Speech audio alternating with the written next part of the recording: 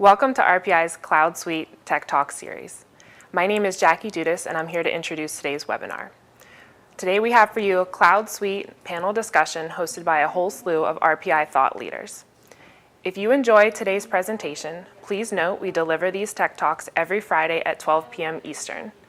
Keep a lookout for new Tech Talks on our Work Out Loud events page. Before we kick things off, I want to encourage you to enter questions into the Q&A chat panel. We will answer these questions at the end of the webinar so as to not interrupt our presenters. And with that, I'd like to hand things off to Keith, Richard, Melissa, Stephanie, Michael, Greg, Ken, and Joe. Thank you, Jackie. My name is Keith Whalen, and I have bestowed upon myself the privilege of moderating today's CloudSuite panel. Joining me today, we have Mr. Richard Lee Stout. Pleasure to be here. Thank you. Master translator of highfalutin technical concepts into the bluntest the English language has to offer. And I might add, a leading pundit on the Infor user group circuit, as well as RPI's fabled webinar series and tech talks. Also joining us, we have Mr. Ken Foley. Hello. The nicest man in Boston, master sommelier of all the known grapes of Infor, CloudSuite, and Lawson Tech, and conductor of the most beautiful managed services symphonies. We have Miss Melissa Olson. Hi there, how's it going? Our photogenic fashionista, singular builder, and director of RPI's HCM practice, and renowned thought leader in the Infor HCM space. We have Mr. Greg Pollard. Hi there. Partner and original gangster at RPI, master of contracts, and most reluctant participant in our marketing boondoggles. We have Ms. Stephanie Cole. Hello. Our indefatigable force of process dissection and improvement, director of RPI's project management office, and foremost expert on all things supply chain. We also have joining us today, Mr. Joe Hoover. Hello, everyone. Proud grandfather and national director of public service who has served with distinction in the implementation of ERP for city, county, and state governments for more years than is acceptable to note in polite company. And last but not least, we have Mr. Michael Grace. Hi, Keith. Thanks for having me.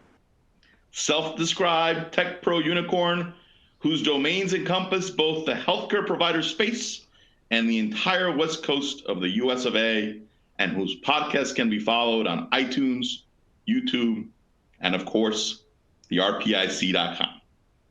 Today, we're going to share our thoughts on the hottest topics related to CloudSuite. And we're going to keep this so really real, you are going to find yourself enveloped in realness. All right, so let's go ahead and get started with our first topic of the day. The life cycle of the COBOL-based financial software the Lawson brothers first hatched 45 years ago, it's nearing its merciful end. It's time to dive into the implications. First, Greg, as an avid observer, prognosticator of all things Infor, and RPI's official setter of over-under lines, what is the over-under line for mainstream support for Lawson S3? Well, I guess if I were to create the opening line, which I know will get adjusted as actual bets come in here, but I would say June 30th or July 1st, however you'd like to look at it, of 2023. Excellent. One of the unquestionable drivers behind system upgrades is the hardware the systems themselves run on. Mr. Stout, can you confirm the rumors that Infor is not currently planning to support S3 on Windows 2019? And bonus question, what does Windows 2012 end of life look like? Yes. Well, for a long time, Windows Server 2012 R2 has been the operating system of choice for Lawson clients in the Microsoft technology stack. The Server OS was released in 2013, along with the desktop operating system Windows 8.1. It's pretty long in the tooth now, having entered extended support since 2018.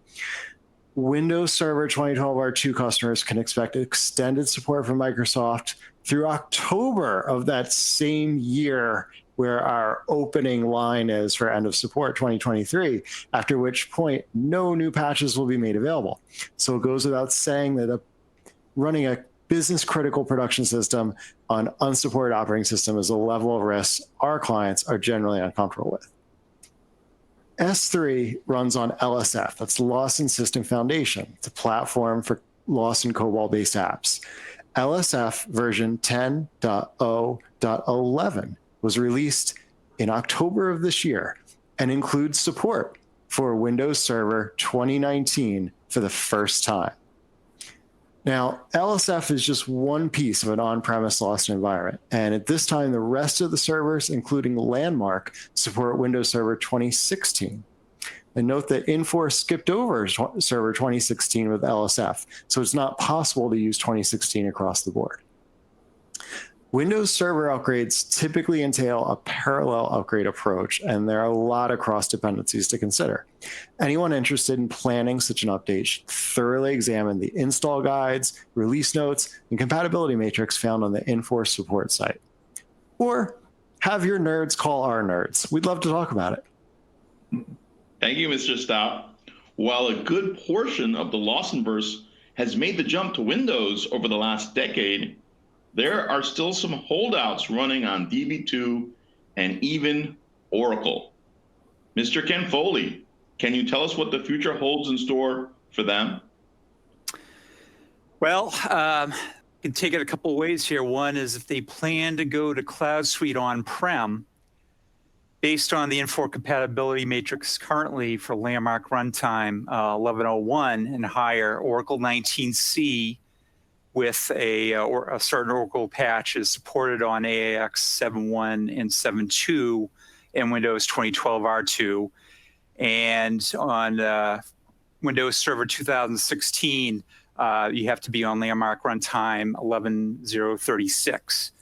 And then, of course, if you want to go to JDK 1.8, you have to get to .47. Landmark does not support DB2, just SQL Server and Oracle. So if they decide to migrate to Infor AWS Cloud, the multi-tenant environment, it's all Windows SQL Server. However, being multi-tenant, the database is logically secured, and they do not allow you to directly connect to it and query.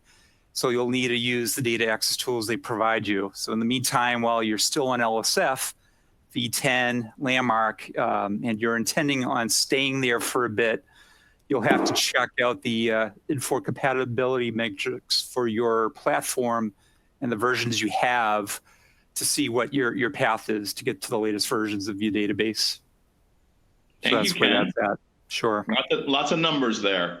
I'm glad we got a lot of those out of the way here. Mr. Joe Hoover, let's take it up a notch. So walking back from this over-under of summer of 2023, and looking specifically, if not myopically, at the public sector space that tends to take a more methodical approach to planning and executing these projects, what are the implications for those markets in terms of the precursors to getting off of S3?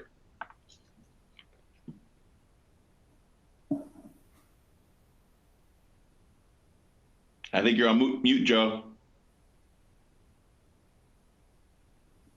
Sorry about that.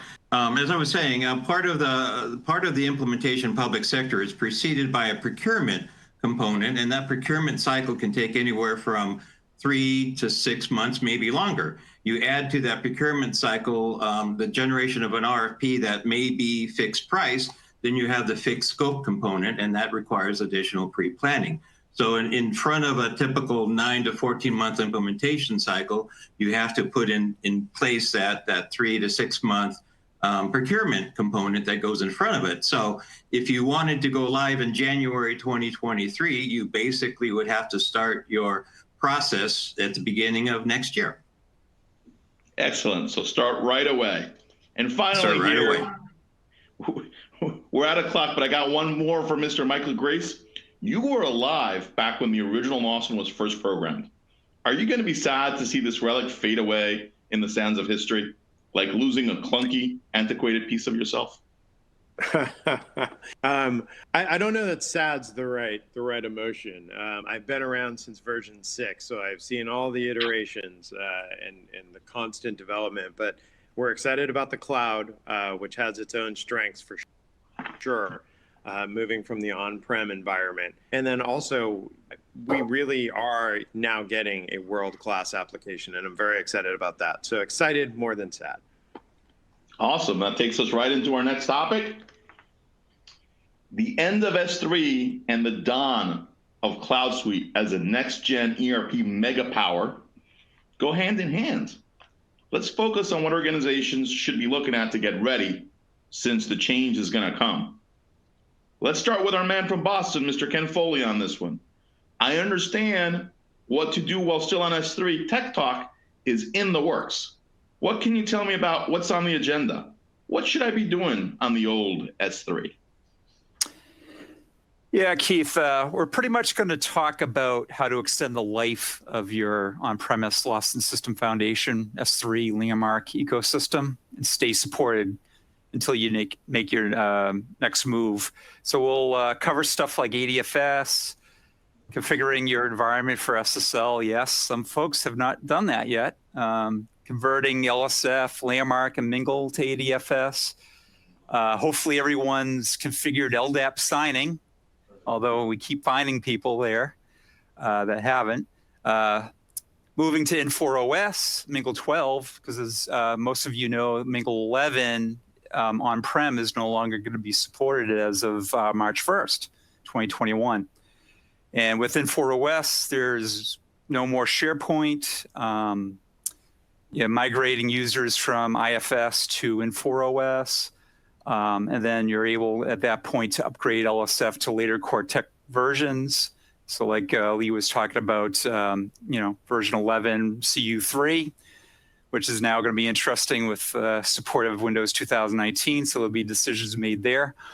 And then upgrading Infor Mingle to the latest CU for 10.1. And that gives you the new look and feel of Infor. And then, of course, updating stuff like fixed packs on WebSphere 8.5.5 and Java, from 1.7 to 1.8, as I said earlier. I know, a lot of numbers. A lot of stuff that we should be doing to maintain our S3 system, even as we plan forward. On a related note, one of the items we've seen that can get a little tricky in CloudSuite migrations are the data conversions.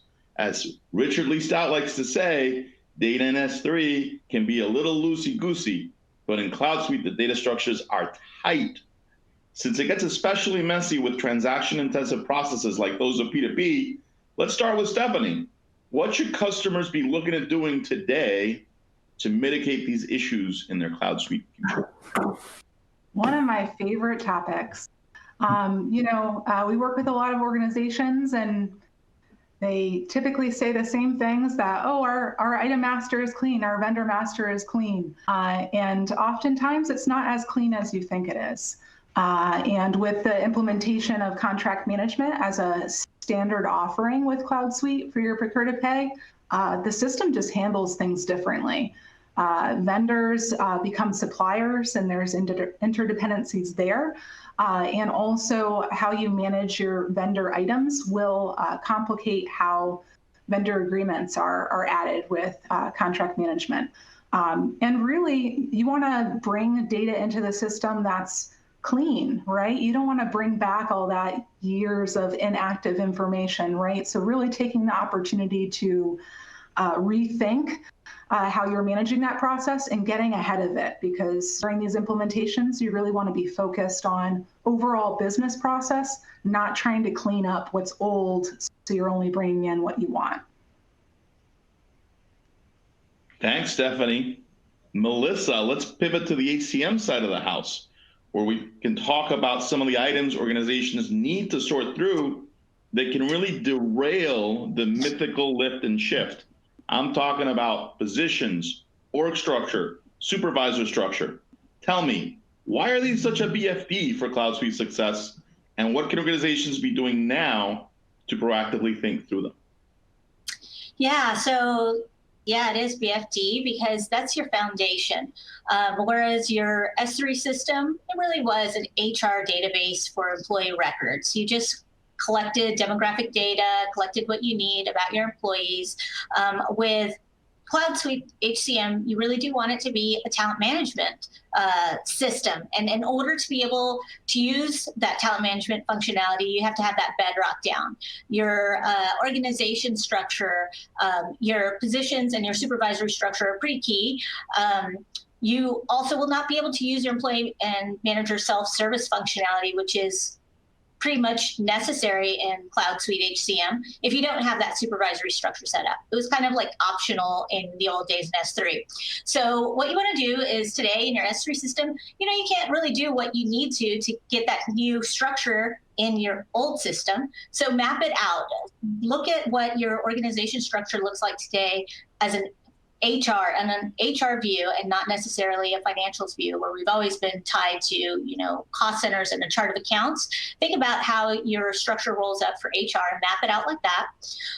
You want to clean up, like Stephanie was saying, people say they have accurate supervisory structures, but once you get under the covers, it really isn't too great. So you want to do that, but not only your regular direct line supervisors, but also any other people that may use supervisory functions for your employees. So performance and goals, timekeeping, anybody that needs access to that employee, note that so you can build out that more, your higher or your supervisory structure can be not as hierarchical as it is today. And finally, use positions. If you're not using positions today, figure out if you want to use a one-to-one job to position ratio, or if you want to have multiple positions under those jobs. And for more tips, I'm going to get Inception here because I'm going to have you look at a video while you're watching a video about other videos. But just go ahead and take a look on YouTube at our 10 DIY projects for S3 in preparation for global HR. Thank you, Melissa. And wrapping up the subject here, over the last few years, we've hammered the value of B11 pre-planning. Can you tell me, Mr. Grace, what does one get out of those engagements? Oh, I can tell you, Keith. I like to say you can plan now or you can change order later. A lot of our customers, go through a simple process. Typically, they call Infor and they go, I think I'm ready for CloudSuite. What's that going to cost? And then they maybe RFP or maybe call their friends at a few consulting services and say, what does services cost? And people know very little about the client, not in depth, right? So we throw over a pretty educated guesstimate based on your industry, based on previous implementations, right? We're not totally guessing, but it is an educated guesstimate. So what usually happens is you get kind of down a path there, and you come up with some surprises that cause change orders. So the pre-planning really sharpens your pencil up front so that when you go and you request a budgetary amount, you're really getting a very accurate plan. You're not doing the planning. The other question we get is, what's the difference between pre-planning and planning? I won't cover that, but there is a video out there about that. But really, you get a sharpened pencil. So you get a very accurate plan. You get an accurate cost and resource estimate, both consulting resource and your own organization sources. You get what I call identification of the forgotten. So your reports, your interfaces, and your workflows, that's where a lot of effort sits. That often is overlooked. That's where change orders generally happen. That's where you're usually flat-footed and don't have enough resources to do what you committed to do, and the project goes sideways. So those forgottens get identified, and then intangibles like engagement and excitement. People really build momentum through these pre-plannings that really helps you get started in your CloudSuite implementation. So plan or change order. Thank you, Michael. Let's move on. So CloudSuite migrations are a big undertaking. I think we've covered that. And the right approach can have a decided effect on project outcomes. Now, we spent the last few years recommending a phased approach, but suddenly you're on the big bandwagon. What say you, Mr. Richard Lee Stout? Are you a two-faced liar? There's no shortage of opinions on this topic, and I would caution against accepting a blanket answer as best practice, since every project's unique. Partial or full net new implementations often benefit from the efficiency of Big Bang Go Live, where cross-functional processes are being designed and tested in concert. New implementations often don't carry the rice baggage typical of loss and migrations. They quickly overwhelm a client's tech team. And a Big Bang approach often looks appealing to smaller organizations, say under 5,000 employees, who are willing to adopt CloudSuite apps with minimal configuration and adapt business processes to fit application functionality. But many of our clients have a long history with a 3-suite Lawson system and have already taken the first steps in migrating to a landmark platform. So for most of these clients, I predict a phased approach will end up being the consensus choice. So ultimately, it depends. Let's dig into some of those pluses and minuses. Melissa, we've seen a lot of customers, as Stout mentioned, take on global HR and keep payroll on S3. There's a constant stream of updates from one system to the other. Is the pain and suffering real, or are they just crying wolf? Yeah, it is real. There are ways to make it less painful, and in doing that, it's creating monitoring, auditing, either by reports or dashboards, utilizing your Infor tools to help you ensure that stream of data is going over correctly. And if there are any errors, and this is a big one, if there are any errors, to alert, because out of the box, it will not alert you that something did not go through or fall through, and you rely on human eyes to make sure that that's occurring. So, to get that human function out and to rely on a system, you're going to want to get to payroll on one system, on the landmark system, as soon as you feel comfortable with it. I don't think staying on S3 is a long-term solution. We talked earlier with Greg about what that decommission date looks like. Us as a RPI team have talked about what does that look like at the end. Everybody is going to try and go into payroll at the same time. So plan when you want to implement, when you feel comfortable, and ensure that you're not, at the end when everybody else is trying to get into that system. So but use the tools that Infor has to make that life a little better. Now let's flip it to the other side, Ms. Cole. Let's say, for the sake of argument, I choose to go with CloudSuite Financials first. That's all or nothing. You cannot stagger portions of the FinPro. You still need a GHR, correct? Why is that? And more importantly, how does it contribute to the meaning of our own existence? Great question. So yeah, you definitely need GHR for the baseline employee structure for things like requesters and approvers. So this can have some complexities on its own, because you need to make sure that that's continually up to date, right? That you only have active users in the system and that's being managed. So that can layer on some additional interfaces, as well as keeping some of those approvals out of some of the core structure that you'd like to build upon, right? So there may be some recreating of the wheel to go back and redesign, but it all depends on what your goals are and what you're trying to achieve first. So yes, you will need some initial setup in order to request and approve and use the system appropriately. Thank you, Stephanie. Now, to integrate S3 payroll with CloudSuite Financials, you must first brave the trials of the global controller. Mr. Pollard, what can you tell us about our working experiences with this great Oracle? Bonus points if you can incorporate the word joy into your response. Okay, well, our most recent experience, we had to move on and only use part of the functionality, or perhaps not any of it.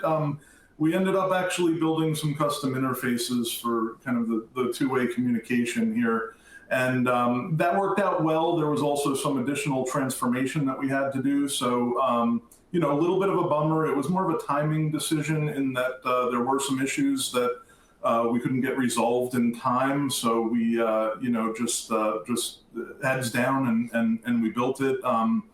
good news for the client. It was a fixed price public sector client, so they didn't pay any extra for it. And good news for the rest of you, we got most of it figured out. And it was Thank you, joyful. Mr. Pollard. All right, Stout, enough of the baby stuff here. Let's graduate this topic to the grown-up table. What if I already have the GHR and some other landmark apps like contract management or APIA? Describe to me some of the messy twister positions I should be expecting to get myself into along the way.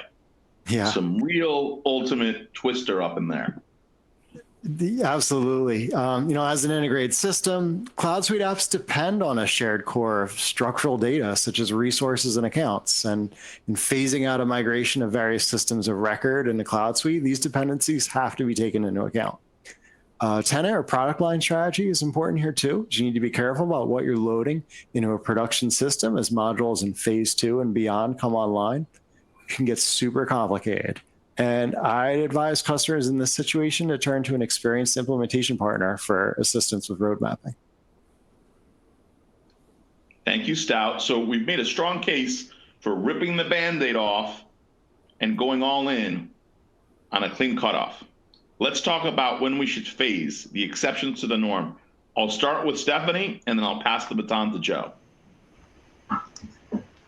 So yeah, there's lots of things to consider, and it's all about what your team can get can take on, and really what you're hoping to gain out of the software. Contract management, again, touching in on that, it can be a lot for organizations to take on, but they have that goal of having a centralized repository. So oftentimes we structure pricing agreements first, and then phase wave 2 to focus more on the standardized, MSA, contract repository, and contract approval processes.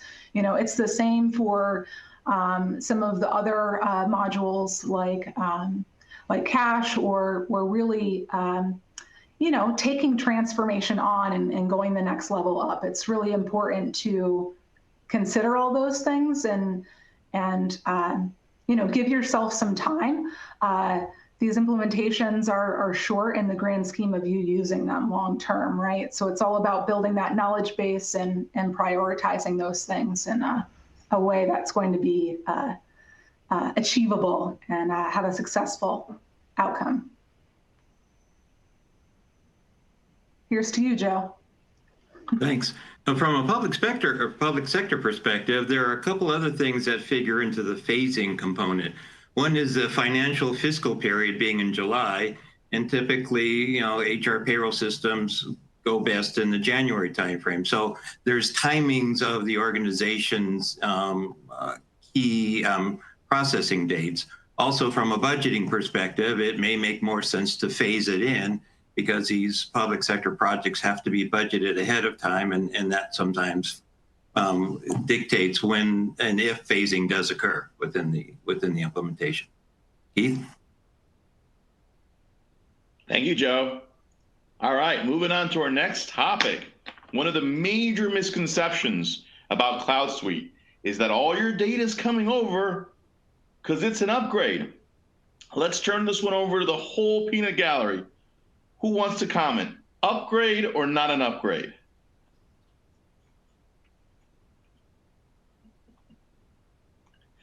There you have it. Hot take. Heard it here first.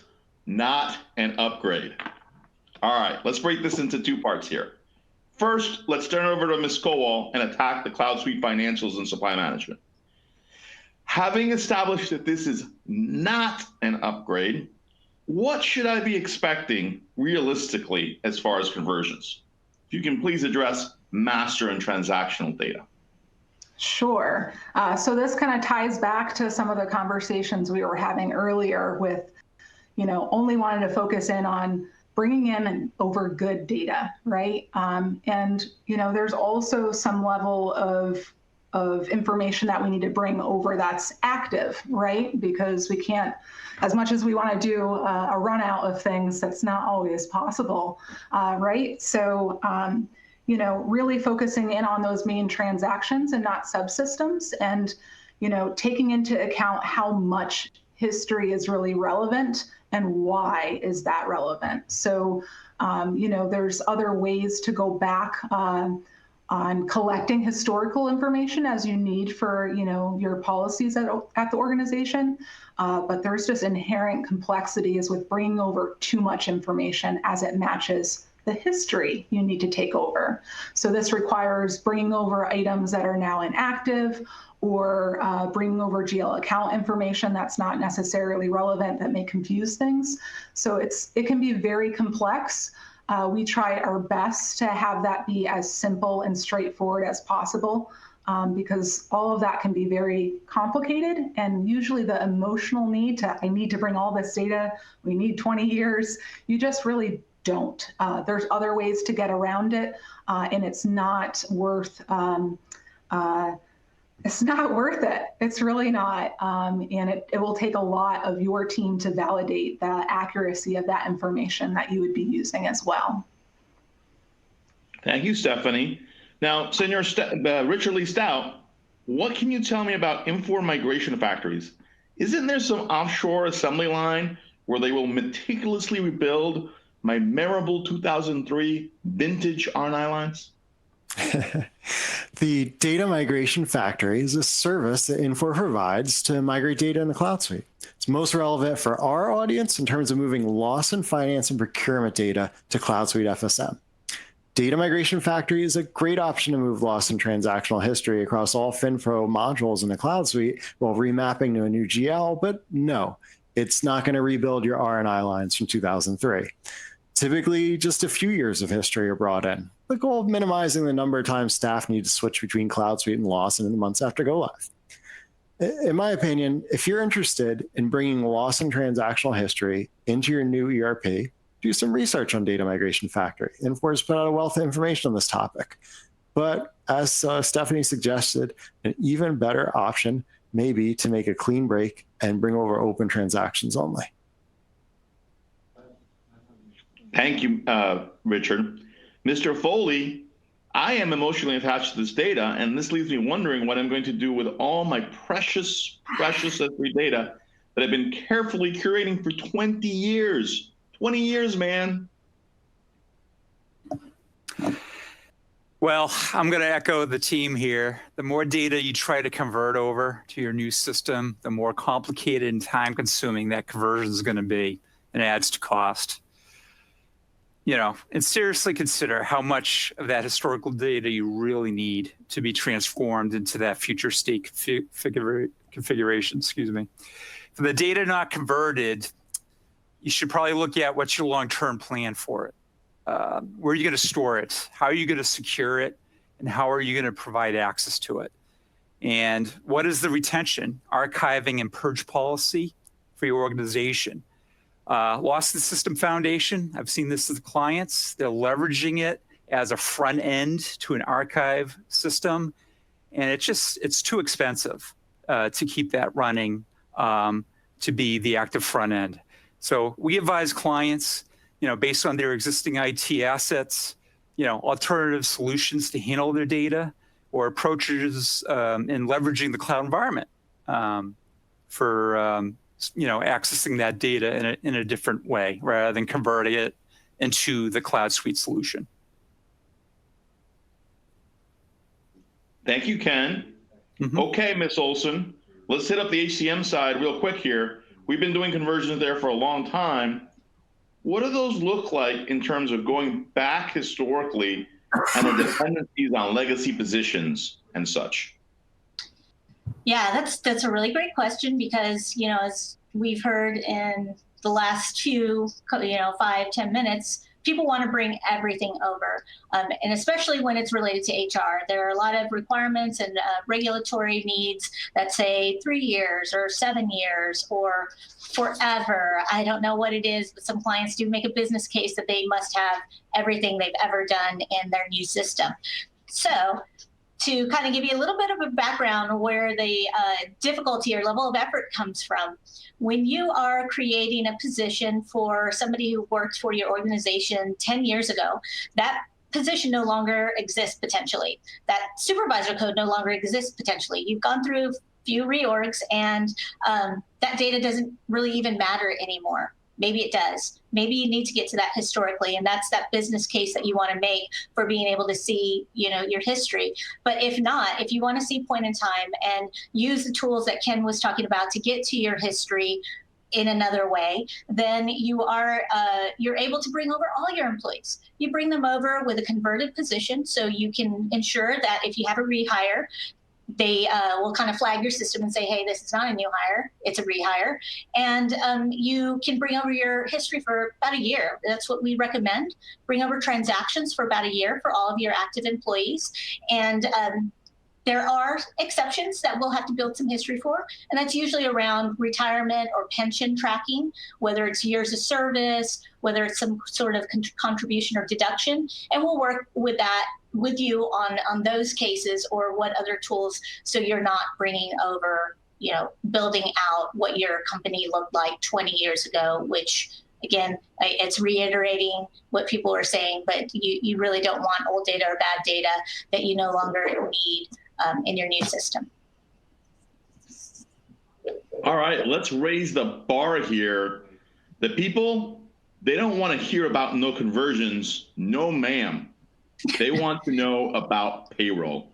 Now, Melissa, you've been closely monitoring V11 payroll for some time now, as it has methodically worked its way up the minors. And what we all want to know, is it ready for the big leagues? I think it is. We have a client that will be going live in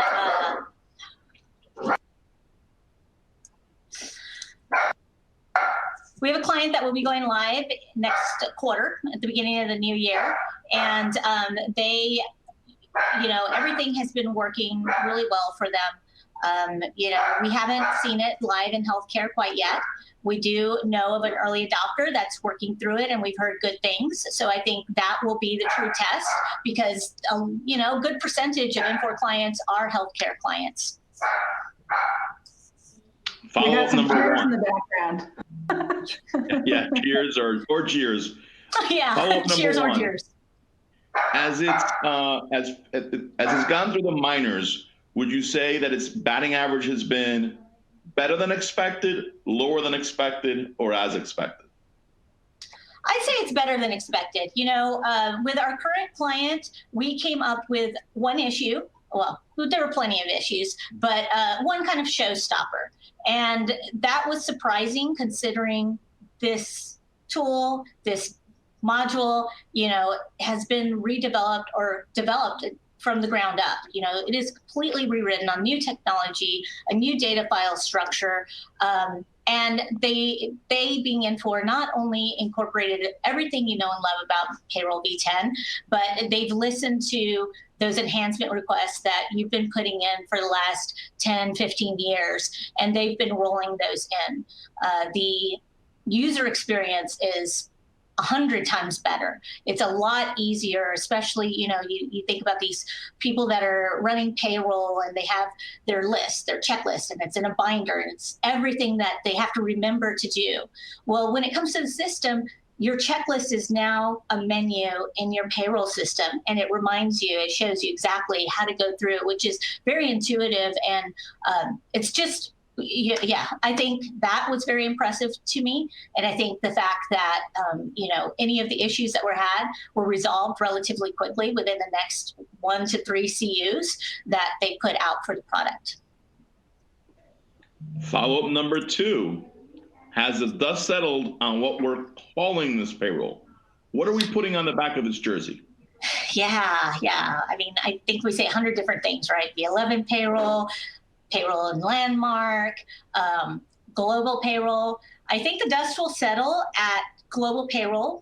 If we think about HR, it's CloudSuite HCM now, but it was global HR. So an extension would be global HR and payroll. So I believe the dust will settle at global payroll, even though it's not quite global yet. Not global.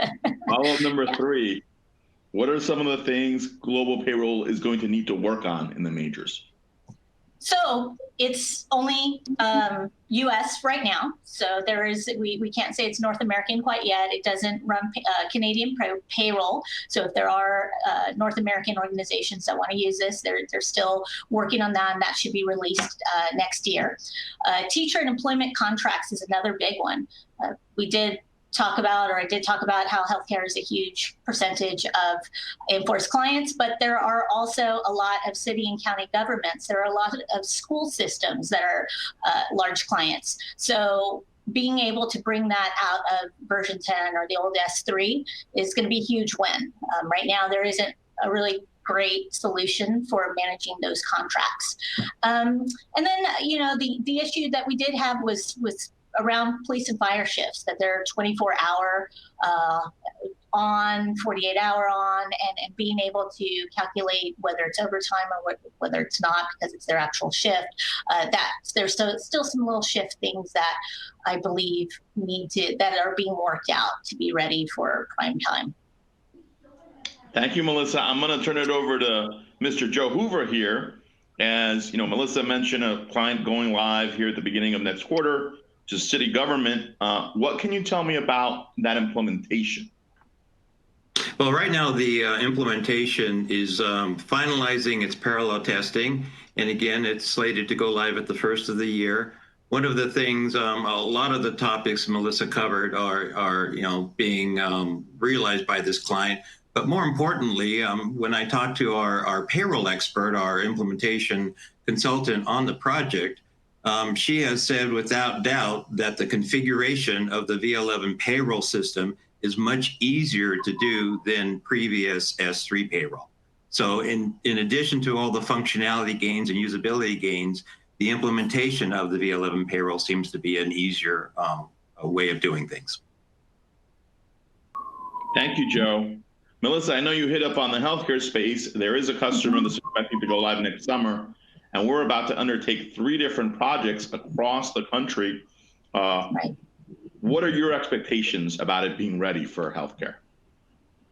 Cautiously optimistic. As I was alluding to earlier, any issues that had come up, because the clients that are early adopters right now have a huge spotlight on them from Infor.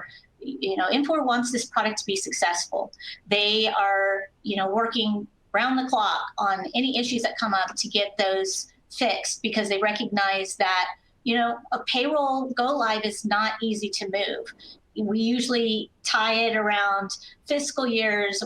We usually tie it around year end to make it easy for W-2s and to close out the year. So, they want any issues to come up, they want to hit them hit them quickly. So that is one good thing about any of these early adopters and any of the organizations who are thinking of going to payroll now, is Infor has your ear and they are working very hard. So I'm not concerned that things won't get fixed. I just don't know what may be uncovered, since it hasn't really been tested with healthcare shifts, where we're finding that the shift and the overtime calcs are really the proving ground here. Thank you, Melissa. Let's move on to the next topic. In the future, we are all going to live in glass houses that will automatically update themselves. It's time to talk about what that's going to be like. And I'm going to start with Mr. Ken Foley. It is my understanding that on the cloud, systems administer themselves. Can you please explain to us the science behind this? Coleman does it all. That's my answer. No, I'm kidding. Well, for those going live with CloudSuite in the cloud, customers do have a number of administrative responsibilities that are detailed in the Infor SaaS delivery guide. That link is found on the resources panel in Infor Concierge. So go check it out. Some examples: testing your developed extensions, configurations after CU has been released and applied to your tenant. You got to check it out. You got to make sure that your extensions are still valid after that's been applied. Testing new functionality that comes out with the release. And prior to all that, read up on it, look at the release notes and understand what's coming. Clients are still responsible for user provisioning, security, They even say first level user support. They don't want you just going directly to Infor if if you're experiencing a problem, because usually sometimes a super user or somebody technical will be able to identify what the issue is. Because a lot of times it could be related to something specific to what you've done in your implementation. Management and maintenance of application environment data on your tenant. Every time a flow runs, creates a work unit, it adds up. And I swear, Keith, in time, we're going to find clients are running out of space. Where do they get 2.5 terabytes or whatever? We're going to have a pandemic of data that we have to clear up. So folks should probably stay on top of that. Development, new extensions, new flows, new ion connections, any configuration, reporting, dashboarding, what have you. That's all on the client. That's their responsibility. Now, Infor is responsible for, I call it power, pipe, and ping of environments, infrastructure, making sure the application's up and functioning and performing, applying updates as we were talking about before, and performing that type of maintenance. However, the customer is responsible for what is happening within their tenants. Thank you, Ken, for that wonderful overview. I'm going to turn this over to Mr. Grace as the tech pro unicorn following all industry trends in tech. Here's my question for you. I like my servers in the basement where they are safe and I keep them at the perfect temperature and I can go snuggle with them from time to time. Why would I move my babies to the spirit in the sky where they will never visit me again, not even for my birthday? Because that's just kind of creepy, Keith. We when we move to the cloud, a lot of folks perceive a loss of control, right? That's the biggest thing that we hear is I can't snuggle with my servers, and you can kind of snuggle virtually, like we're all snuggling today. By moving to the cloud, you do gain additional security, and I love your servers in the basement, but you do not have a more secure basement than Microsoft or Amazon has at their cloud storage locations. It's just everything's bulletproof glass and very well secured. Scalability is another one. How often do you run out of space and you got to go get Joe, the server guy, and beg and borrow and plead and steal to get an extra drive so that you can do year end, right? That kind of all goes away. Everything's very well partitioned. I know in the early days, everyone was worried about, is it really partitioned? Is it not partitioned? Is it just a key field? Partition has been kind of solved. It's very directable, so you control it still. Everything is accessible, so you get to it. You do get some cost reductions. I don't know that it administers itself, but that cost, a lot of that cost does shift. And then, you no longer have to find that resource that knows how to run your specific setup. That all gets transferred as well. So go cloud, and you'll find other things to deal with in the basement. Right. Ultimately, there are a lot of efficiencies to be gained. But let me ask you this. If I share the same space in the multi-tenant, won't everybody have access to my beautiful data? Initially, I think when we first tried the cloud, there was high-profile instances where data was commingled. We're talking 10 years ago, right? And we're telling that same story, and people are living in fear from something that happened 10 years ago. That's really no longer the case.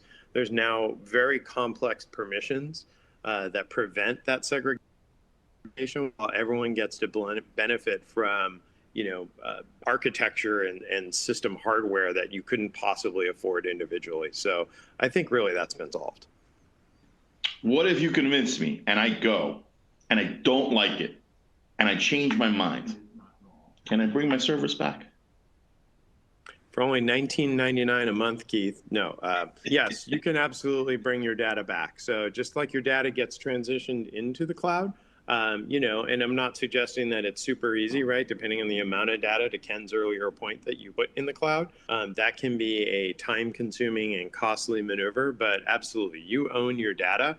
There isn't a cloud service provider out there that won't say that, and it's very true. You can take your data out of the cloud, move it from cloud to cloud, move it back into your basement, whatever you'd like to do. Quick follow-up. It appears I am the victim of a ransomware attack. Do you know where I might be able to find some Bitcoin? Ransomware still is pretty real, right? People think that because I went to the cloud, I'm somehow safe, and you are safer. But it's still important to talk about your backup and recovery strategies. Ransomware can hit the cloud really in 3 different ways. It can be uploaded by syncing from an on-prem environment to your cloud, and you can introduce ransomware.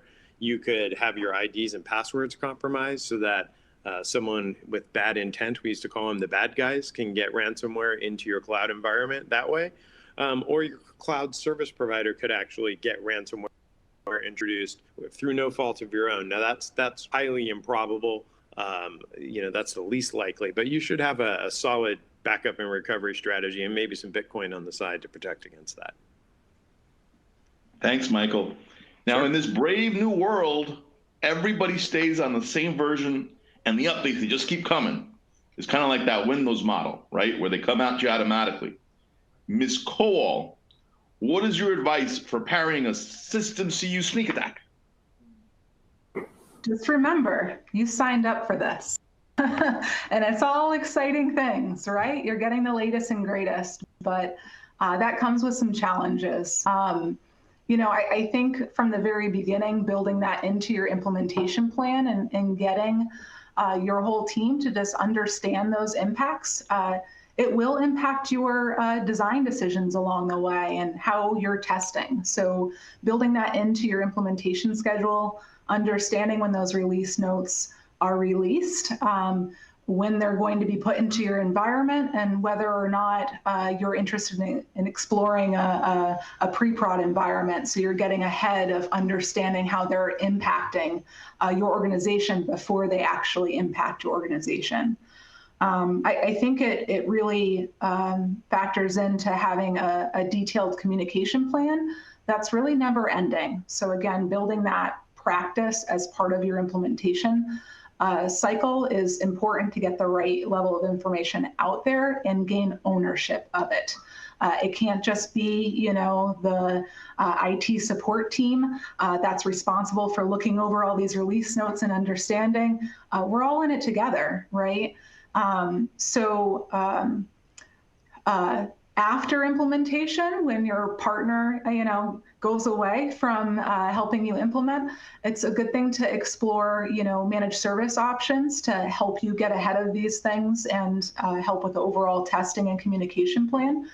There's also helpful software to explore, like Infor's testing as a service, which can at least test those baseline processes, get those somewhat easy, time-consuming tests out of the way, so your team can focus on some of the more complex issues that may arise. Another helpful place to participate is your Infor community.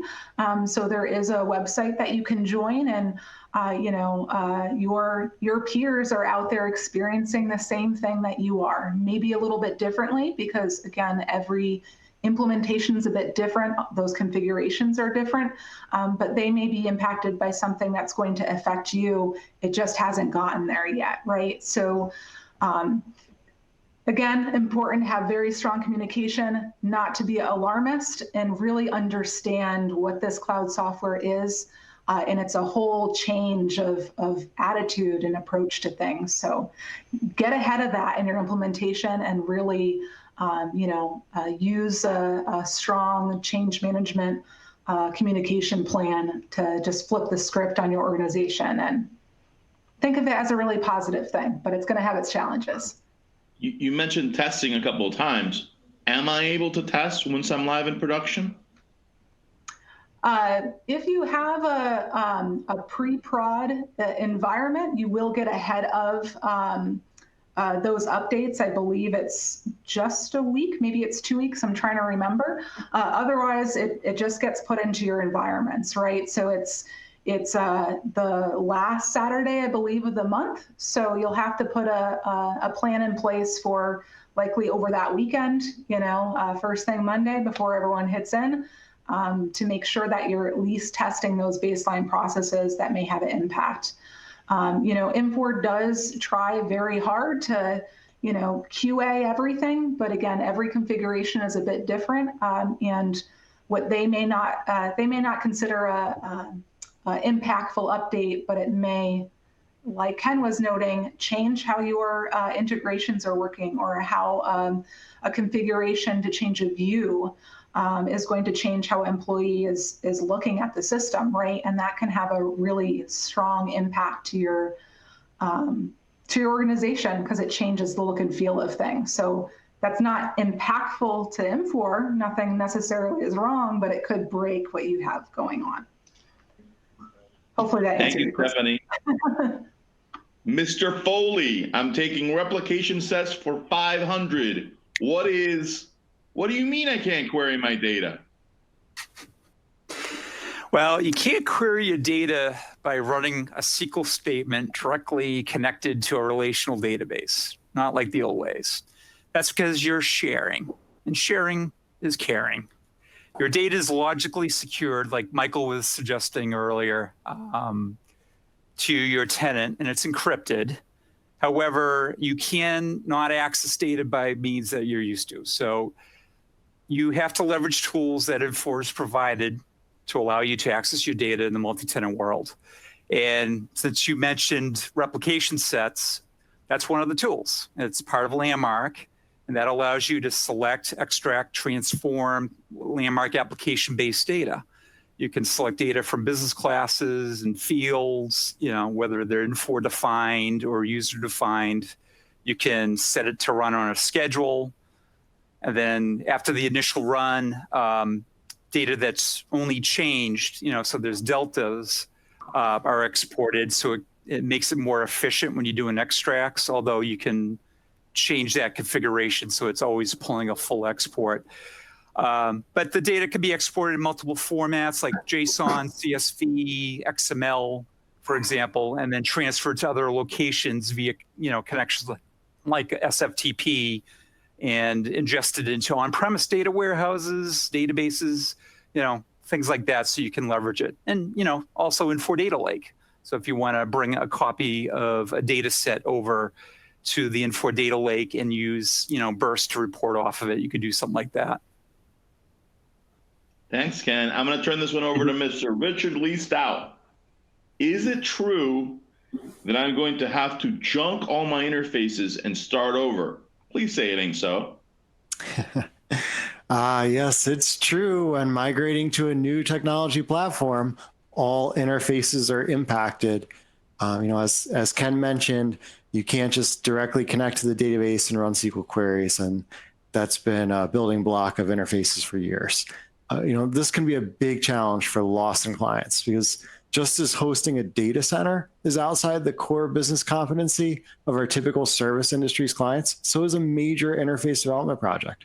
So to help clients overcome this challenge, we've made interface development planning a big part of our pre-planning engagement, and offer some solutions to take development and maintenance of interfaces off the plate of client tech teams. Thank you, Stout. Now I'm going to end it here with Ken. I still have some on-prem applications.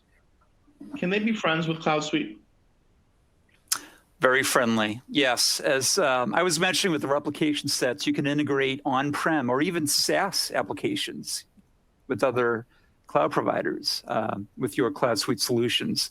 There are different approaches to getting data in or out of CloudSuite, using stuff like ION APIs, web services, IPAs, depending on the source and target systems and what you're trying to do. So there's many different ways to approach it. Thanks, Ken. I'm going to move on to the next one here.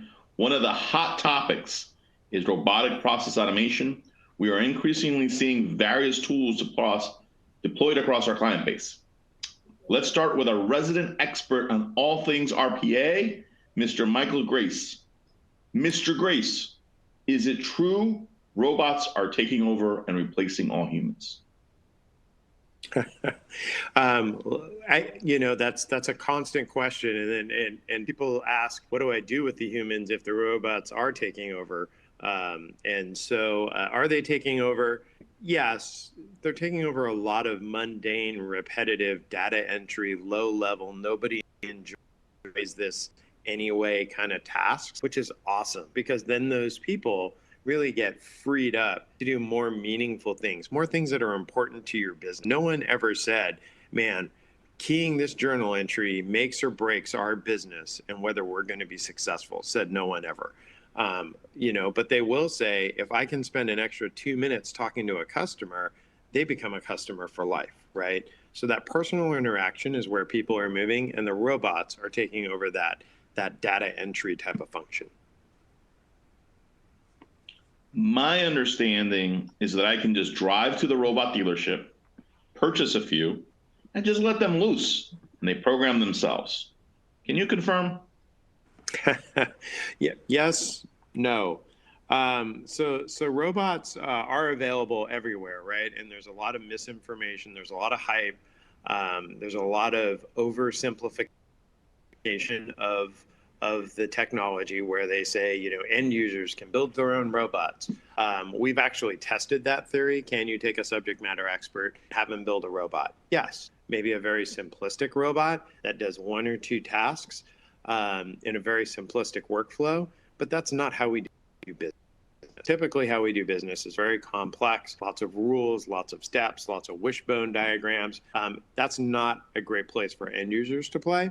So can you go down to a dealership, Automation Anywhere, Blue Prism, Kofax, and buy some robots? Absolutely. Anyone will sell you robots. They're relatively accessible from a price point.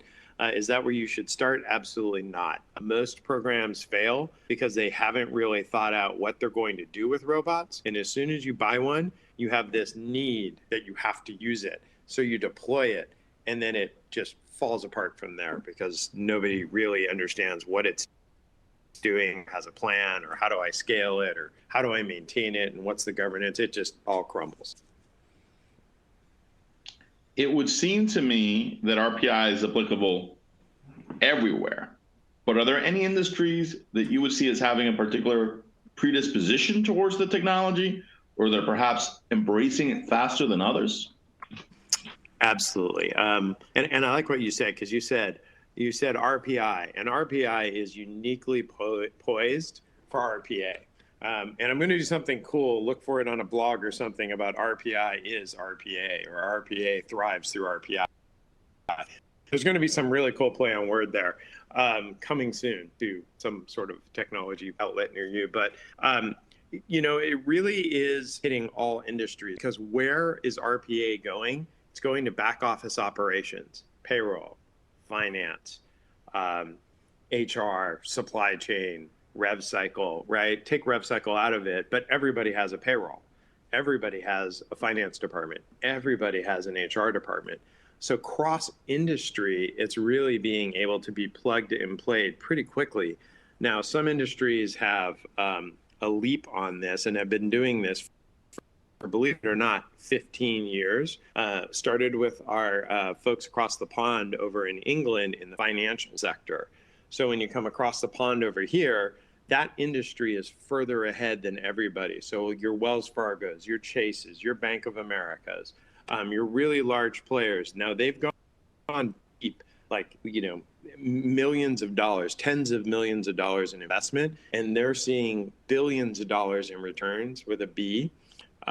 So that industry is further ahead, but healthcare is really starting to take a big approach to this in back office operations. Retail, in the form of like marketing and such, is also really kind of in that top tier of. Thanks, Michael. Let's send it over to Mr. Stout. Does this mean the document management systems with workflow are obsolete? Is IPA a kind of RPA? IPA a kind of RPA? Keith, RPA is a relatively new term for a suite of technologies used to automate manual processes. Our clients have been automating processes with IPA or other workflow tools such as Perceptive Content or OnBase for years. So yeah, I'm gonna call IPA a flavor of RPA. IPA's strengths are with its tight integration to CloudSuite platform, apps, and data, should definitely be considered for RPA needs or as an Infor specific integration, along with a more universal RPA package. As they say, IPA is a part of this complete breakfast. Thank you, Mr. Stout. So back to Mr. Grace. Should I do my CloudSuite migration or my new ERP implementation, then do RPA? Or I hear that RPA can pay for my new system. Is that really true? Sort of. Yes. No. Maybe. Let me clarify. So if you do your ERP implementation, when you go through that, right, you're designing your business processes in the context of what's available to you in CloudSuite. Pick an ERP, any ERP. And then you introduce RPA. Well, guess what you get to do? You go back and you look at all those processes that you just spent all that time, money, and design effort doing design, and you get to optimize or supercharge those now with RPA, removing the human being. So in a perfect world, you would leverage both those technologies and that approach simultaneously. So you would look at what can my ERP do, and then that's kind of the what, and the who is where can I plug in a digital labor worker to actually do that task versus a human. Right? And that's where the savings comes from, because the less human labor I use and more digital worker labor I use, they start very quickly, process by process, building immense ROI to the tune of hundreds of thousands of dollars annually that then, over a 5-year ROI, can in effect help offset the cost of your implementation of your ERP. So you should do both simultaneously. Yes, I know that's complex. Yes, I know that's more money. Yes, I know that means more time, but that is the right way to do it. Final RPA question. If I want to know more about RPA, where would I find the right unicorn? And could you recommend one of the Tech Pro variety? Absolutely. I do a lot of information kind of spewing, if you will, around RPA. I think it's the simplest and easiest and most accessible form of technology. So it is out there at www.techprounicorn.com. Also available on www.rpic.com. It's also available on any podcast format that you choose. We have lots of podcasts out there. Interviews with Keith, but also a lot of RPA topics as well, where we're discussing the technology. The current series is how to get a free ERP through RPA with RPI. See how I string that together, Keith? I love it. I love it. Let's hit our final topic here. While we sit here on our esteemed panel, plumbing the depths of our psyche for real intelligence, the world is quickly moving on to the artificial kind. Let's discuss. And we'll start with you, Mr. Grace. Where, what do we even start with these complex emerging technologies today? Yeah, as soon as you say artificial intelligence, you're out of date.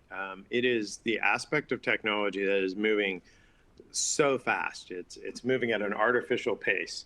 And when you kind of try to define what is artificial intelligence, you're really left as with buzzwords, right? And very complex technologies to understand.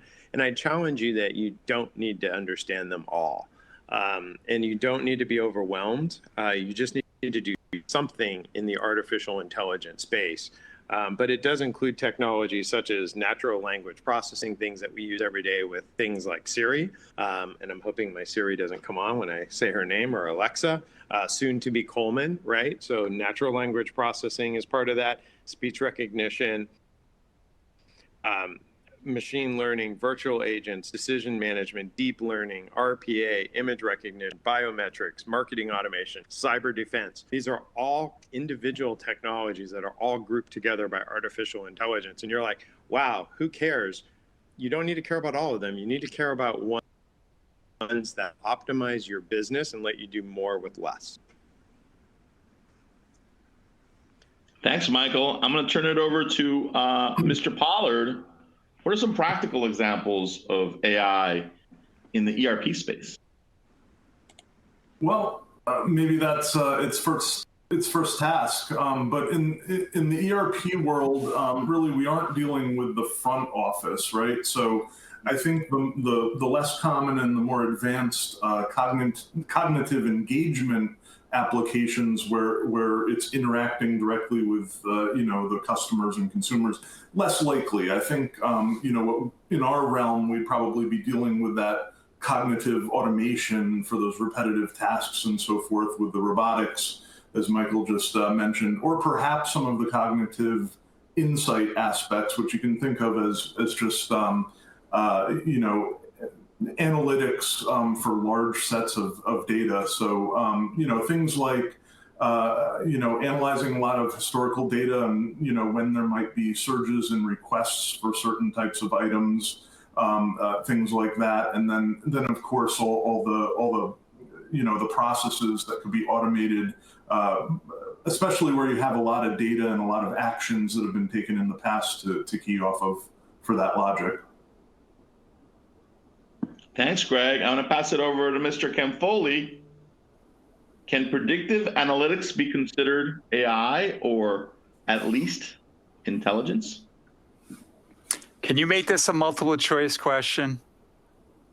I'm just like a day ahead of the student here on this one. Boy, I'm not. So Michael, just let me know if I'm way off here.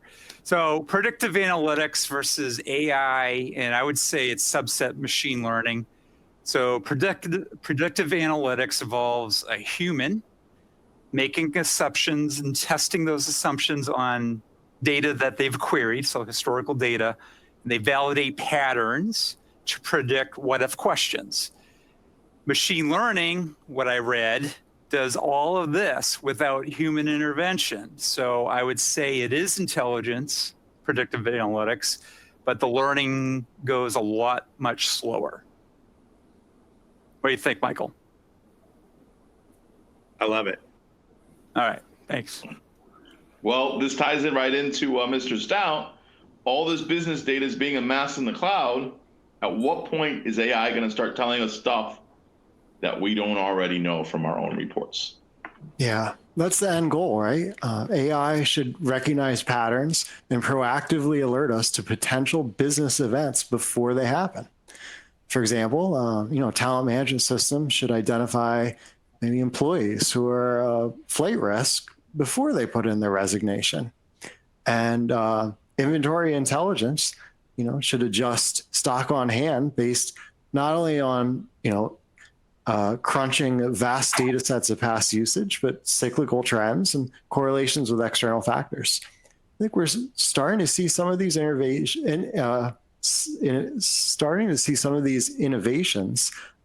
permeate the Infor CloudSuite application now, and I'm really excited for what's to come over the coming years. Alexa, give everyone on this panel a 10% raise. Mr. Stout, where are we with voice recognition? Well, the challenge is security, because I can ask Alexa to turn off the lights or add items to my shopping list. And Keith, when you come over to visit, you can too, right? Now, Amazon.com purchases can be protected with a numeric PIN, but that's not really a practical security solution for enterprise use. So I think that problem really needs to be solved before we start to see voice recognition used in the cubicle setting. Great. Well, let's wrap it up where we started with Mr. Pollard as RPI's resident prognosticator and setter of over-under lines. What is the over-under for Skynet to start sending cyborg assassins into the past? Well, definitely not a subject that I'm too familiar with, but based on, let's see, we need to be living in the fifth dimension, I believe. I don't believe AI does, in order to kind of travel time, as we live in the fourth and we only recognize one point in time at any juncture. But so have you ever gone in to see how your team is doing for the year on the odds in Vegas? And it's like plus 100,000 or plus 10,000, basically telling you your team has no chance of winning the championship this year. I think that's what I'll start with there, and then we'll see if we have to adjust the lines. Which, by the way, we're already up to almost 2024. The lines have adjusted. We've had a lot of bets come in, a lot of big money on the over from that original prediction. Wow, just in this first hour, you heard it here first.